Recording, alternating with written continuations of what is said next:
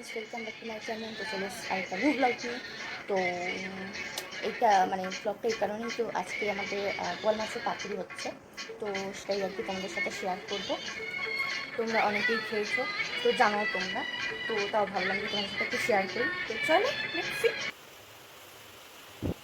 তো এই যে পাতুরির জন্য মাছ ফাছ আর কি মাখা হচ্ছে, নুন হলুদ রসুন বাটা, পেঁয়াজ বাটা, লঙ্কা বাটা আর সর্ষে বাটা, দেন সর্ষের তেল। তো কিছুক্ষণ আর কি মেখে রাখা হলো। দেন কলা পাতা তো লাগবে, যেহেতু কলা পাতা আর কি করা হবে। তো বাঙালিদের তো পাতুরি খুবই পছন্দের, আর এটা হচ্ছে কিছুটা আর কি দু একটা করে রাখা হয়েছিল যে কীরকম হয় না হয়।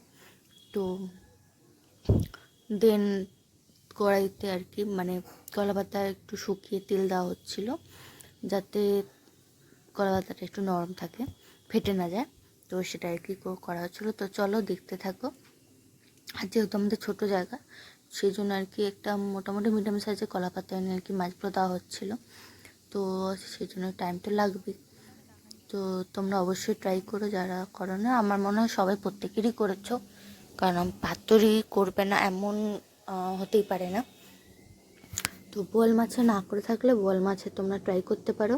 আর অবশ্যই জানিও কেমন লাগলো, একদম শেষ অবধি দেখতে থাকো, একদম স্কিপ করবে না। ভালো লাগলে লাইক কমেন্ট শেয়ার সাবস্ক্রাইব অবশ্যই করো। তো স্টিল দেখতে থাকো, আসছি আবার নেক্সট ভিডিও নিয়ে।